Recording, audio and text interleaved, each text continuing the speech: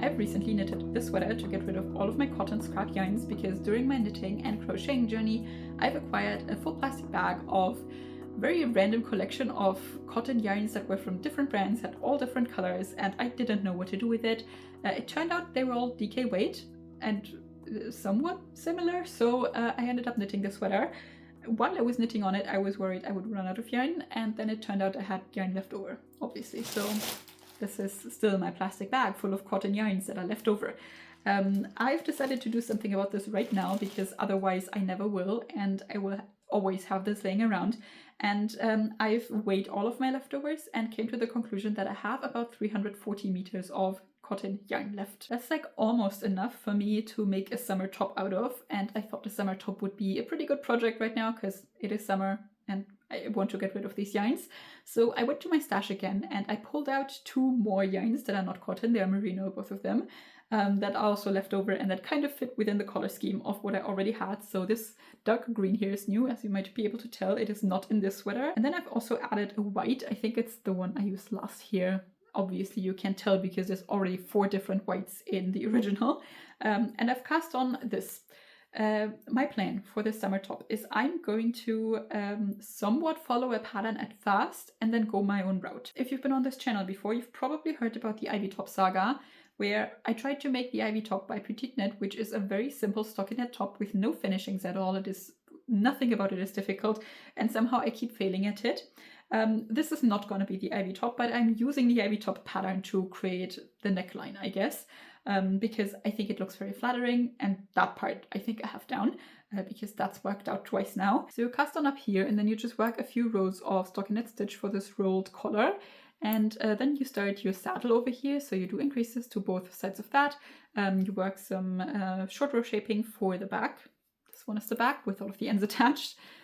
This is what that looks like. And then you continue in the round for a tiny bit longer before binding off all of the saddle stitches, so they will sit on my shoulder later on. And now I've split for a front panel and a back panel, and they're going to be knitted flat. And this is where I kind of leave the pattern because I'm just going to figure out for myself how long I want these pieces to be and how wide I want them to be and when I'm going to start my increases and all that. The plan for this is a little bit more interesting than what is happening in the Ivy Top, not just because it is incredibly striped, but also because I wanted to mix horizontal and vertical stripes. So what my plan is for now is this is really just a plan. I'm open to changing it at any stage because I don't know if it's working out. But essentially, from where I am right now, I want to knit my front panel just down, do some increases for the armhole, connect in the round. Do the same for the back panel, connect it in the round.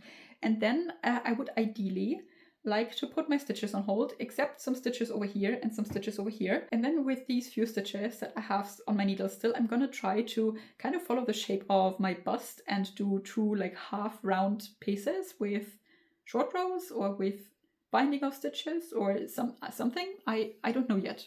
We will see if that part works. I have no idea. And then I will probably be working some kind of a bind off. And then my plan is to just work a striped flat piece of knitting that I'm later going to attach to the rest of my top. But since these stripes here, these up here, they are going to be horizontal, I would like to attach them vertically. So I have this horizontal part of the top that will cover the upper half of my body to my bust, and then I have this vertically striped part that will cover like my waist and hips and everything. So that is my idea. I think design-wise that would look very cool, and it would be something different to do than just this again. Because I'm making this striped, I already have run into a few troubles. The first one is my beginning of round again.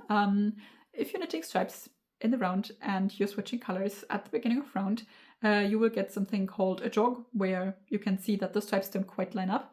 So you do something called jogless stripes, where you pull up a stitch from the row underneath to make the beginning of round like sit a little bit higher, I guess, and that way the stripes are supposed to line up a little bit better. And they do, but it is still kind of visible. I also had that issue here for the sweater, and what I did here is instead of just doing this stitch pulling up at the beginning of round, I also did it in all kinds of other spots to make it look symmetrical. So I think what I'm going to do here is for the back panel, I'm just going to have this line run down it. So I'm going to pull up this stitch every time I come to the spot, even if that's not where my beginning of round is going to be anymore. And also now that I'm working flat, I will have all of the ends at one side of my knitting. So this is where I started to work flat, and you can already see that all of my ends are sticking out right here. I don't know what I'll do to manage that yet. So we'll see. We'll see. I'll solve that problem when I get to it. I'm also knitting I-cord on the sides of this. That is not something that's in the 𝗙𝗡𝗡𝗗𝗏 pattern. That's something I'm adding because I want to. This project is kind of just an experiment, as you might be able to tell, and I'm like taking you along for the interesting parts of it. So now I'm just going to be working back and forth stripes for the front panel. This is the back panel that I have on my needles for the back panel, and we'll see how far I get before I want to start doing increases. Wasted away on the edge of the city lights, at the top of the southern heights, you smoked the last one, breaking away from the cold shades of memory, from the earth's and the memory. Somehow It took me a while, but I got the front and back panel done, so this is what it looks like right now. I somehow managed to make a mistake with this, even though it's incredibly simple. I was just working down the front panel and the back panel in a stockinette flat, with nothing really interesting going on except this lifted stitch that I'm doing in the middle of the back panel, because this is where my beginning of round used to be when I worked in the round up here, and that's why I can kind of see this lifted stitch here where I was doing my joggler stripes, and I just kept doing that lifted stitch for the rest of the back panel as well, and I plan to somehow continue this line when I work the rest of the top, just so it looks like even in the middle of the back. But I forgot to do the increases essentially, so as you might be able to tell if I hold this in front of me somewhat properly, there's increases here that go out for the armhole, and I knitted this and thought it looked kind of weird when I tried it on, and then I noticed that I was probably supposed to do some increases. I somehow completely forgot about them. I don't know what happened, and now I have somehow even more ends on the inside to weave in, which is not very fun. For this sweater version that I did, I used some fusible interfacing on the inside to just iron over the parts where I had all of my ends attached. This is what it looks like, and it's working okay. It's definitely not a forever kind of solution, I think. I guess this will come undone at some point. I took some learnings from this. I think if I were to do this again, I would cut the edges a bit rounder, so you wouldn't be able to take this off as easily here, but I think I'm going to do the same thing for this top, at least for the side. Here at the armhole, I'm just gonna put all of the ends inside and then iron over it and then cut it off, because there's no way I'm weaving in all of these ends, and I really don't know what else to do about them. So that's probably what this is gonna end up looking like on the inside as well. For my yarn usage, I did weigh everything I have left at this point, and I'm about halfway through all of the yarn that I have, which is really good. What I'm gonna do now is I'm gonna work an I-cord bind off for most of this row that I am on, and I already put in some stitch markers for the front here where I wanted to do some, I guess you could call it bust shaping. It's not really bust shaping, I just wanted to do some like half circles, I guess, over here, so that the shape of the top of this top looks a little bit more organic, I guess. So my plan is to bind off everything except what is in between these two stitch markers, and then the two stitch markers on the other side as well. And then I'm gonna work both of these pieces separately, also flat, and I'm gonna do some decreases on the sides of them to kind of create like a rounded shape, and then also bind that off an I-cord bind off, just like 6 centimeters, I guess is what I measured on my body. And I'm gonna try to do that. I'm not really going into this with much of a plan, I admit. It seems like a kind of simple thing to do, so I'll just figure it out as I go. And then I'll bind that off in I-cord bind off as well, and then I can start to worry about the stripes that are supposed to go in the other direction and how to like attach them and make that panel for the rest of my body. Again, I don't have much of a plan, so let's just get that part done and then we'll worry about the rest.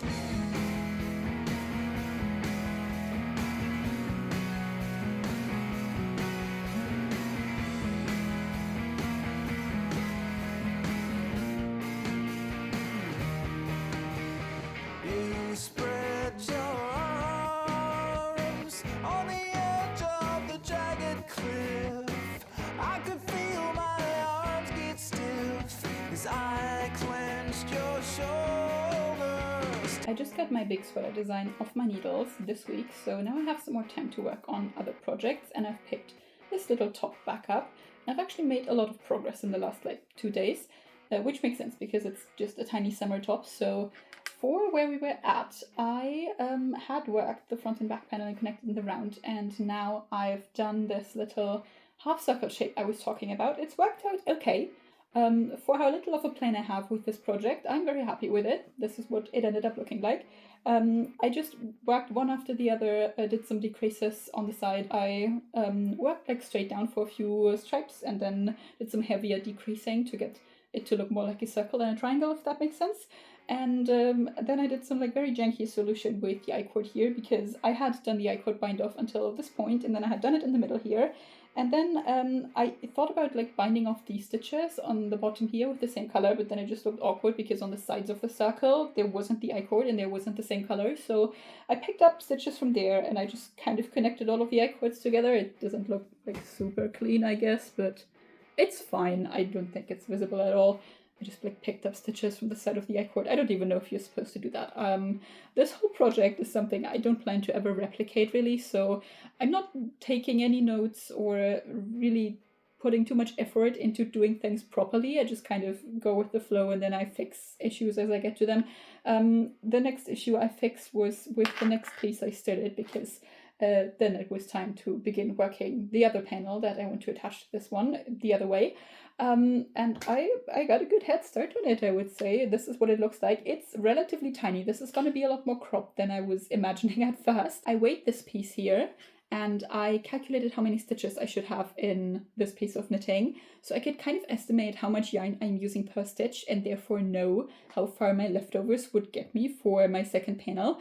This is something I do all the time. It's a lot of work and a lot of calculating and weighing stuff, and it never quite works out like you calculated it.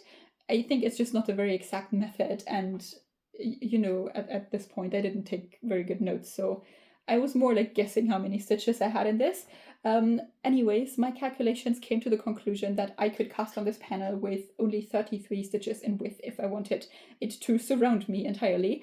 And that was very tiny, so I cast on 40 instead and decided I would just hope that my calculations were off, which they always are, usually in the wrong direction, but whatever. And then I started running out of yarn at some point, so I found this in my stash. This is some knitting fall of pure silk, which I still have from my poet scarf that I made last year at some point. This is just like, I don't know, it wasn't even 10 grams of leftovers. I just added that to the mix. It's not like you can tell. There's so many colors going on. Another shade of white is really not gonna hurt. And then I kept knitting and it felt like I was running out of yarn still, so I decided to knit to the halfway point, which I have reached now. This is the halfway point. And weigh again, and I've come to the conclusion that this piece here, I wrote it down, this weighs 45.9 grams, and the leftovers that I still had here were 46.2 grams. So technically it should be possible to knit a second half with this. However, since I kind of need enough yarn of each kind to complete full stripes, it is cutting it incredibly close. So I went back to my stash again and I found the next closest thing, which is some acrylic white yarn. I have no info about this anymore. This was just floating around in here. As I said, another shade of white can't hurt really, and it's like a tiny bit of yarn. I'm hoping that will stretch far enough that I can actually complete the second half of this, and then I will have to find probably some other yarn to attach the two pieces together, but well, we'll solve that problem when we get to it. For this piece that I'm working here, it's just straight on the bottom, and I've done I-cord again on this side here so that the finishings look kind of nice. And then on the top here, I've not done any finishings because this is going to be the part that is attached to the other panel. So I'm going to be wearing this one like that.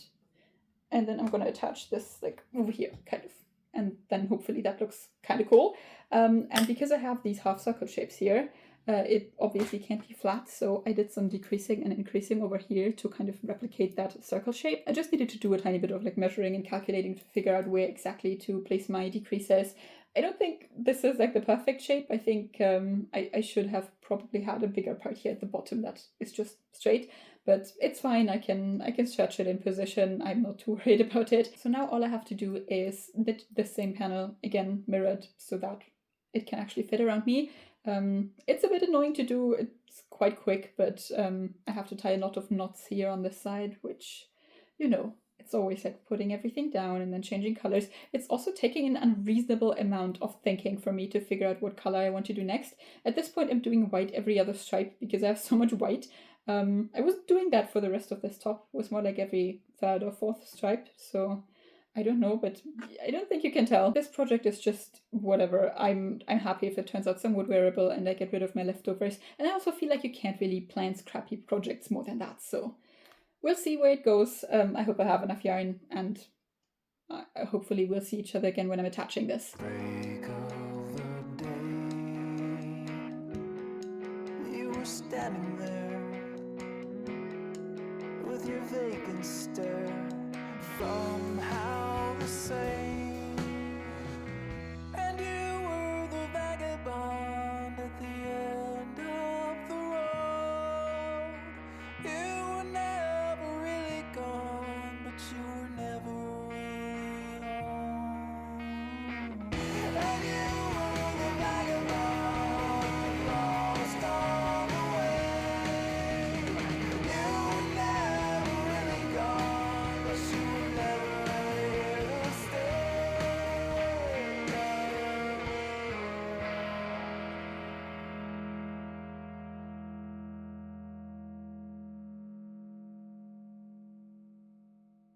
I successfully used up all of my cotton scraps, at least almost all of them. I actually ran out of yarn working on this. I was thinking throughout the entirety of this vertically striped panel that I'm not going to have enough yarn, and then I actually lost yarn chicken on the very last stripe I wanted to do, so it all kind of worked out. And then I went and found some extra yarn to attach both of the pieces together, and I did that by sewing this vertically striped panel onto the other panel on the row above the I-cord so that the I-cord would overlap the lower panel a little bit. I think that was a good idea. It at least made a very clean finishing. However, when I went to try it on, it looked a little bit awkward because in my head I had planned this with some positive ease, so it made sense for the second panel that I knitted to have the same circumference as the first one. But I'm not sure where that positive ease went. It is not there anymore, and I have pretty much zero ease at my bust, but because my waist measurement is smaller than my bust, I did have some ease there, and it looked unbalanced and like the top wasn't quite fitting right. So I actually went back and I unraveled some of the stripes I knitted in the back of the second panel and reattached it, and that way it now has pretty much zero ease throughout, but it looks like it's supposed to look. For the ends, I did kind of a janky solution. I took my fusible interfacing that I also used for the other sweater, and I just ironed it to the sides here where all of my ends were, and I just cut them short, and I hope they're going to kind of stick in place. I also ironed on some interfacing on the other side, even though there's no ends here, just because the interfacing also gives like a little bit of structure and stability, and I thought it would look better if that was like balanced throughout the top. I also did that for the back of the armhole. And then for the rest of my ends, I kind of just didn't do anything for this I-cord line where all of the ends for my second panel are. I just cut them short and I'm just going to leave them there. I don't think it makes sense to iron anything on there because this is like a wobbly line that moves with my body, so I don't think it would really stick there. And I also didn't want to leave the ends long because when I tried it on that way, it was just very warm in that spot and not very comfortable. So I think this is the best thing I can do. If it comes undone at any point, I'm just gonna have to fix it. Obviously, this was not supposed to be a super fancy project, so I'm okay with having it be a little bit imperfect in a spot or two. The idea was just to create something wearable with my scraps, which I think I achieved. I think this looks cool and it's actually really comfortable to wear as well. So if you also have some scraps laying around, I recommend doing a fun experimental project with them. For now, I'm happy I don't have to do stripes or scraps for a while.